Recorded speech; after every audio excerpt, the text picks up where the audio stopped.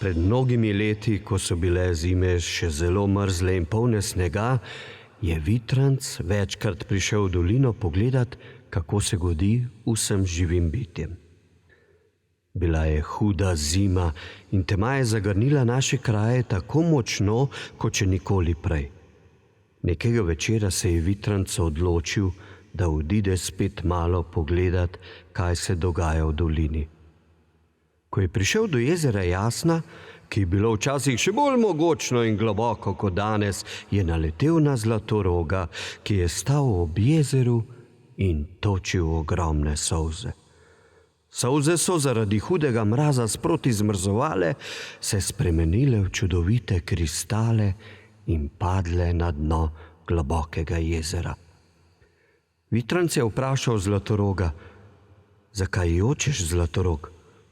"Kako bi ne jokal, ko pa je našo deželo ukleščil hud mraz in prekrila tako črna tema, da niti svojega smrčka ne vidim pred sabo." Vitranc mu je obljubil, da bo pomagal. K jezeru je poslal 4 letne čase. Naročil jim je, naj se potopijo v globine jezera in najdejo Zlatorogove solze. Najprej se je v jezero potopila pomlad, nato poletje, za njo jesen in nazadnje še zima. V jezeru so našli smrečico, ki jo je hud vihar odtrgal od rodne grude in vrgel v globine jezera. Na presenečenje vseh letnih časov so se Zlatorogove solze ujele na smrečico, se spremenile v svetleče se kristale in oddajale čudovito svetlobo. 4 letni časi so prinesli smrečico iz globin in jo postavili na deblo, ki je plavalo na vodni gladini.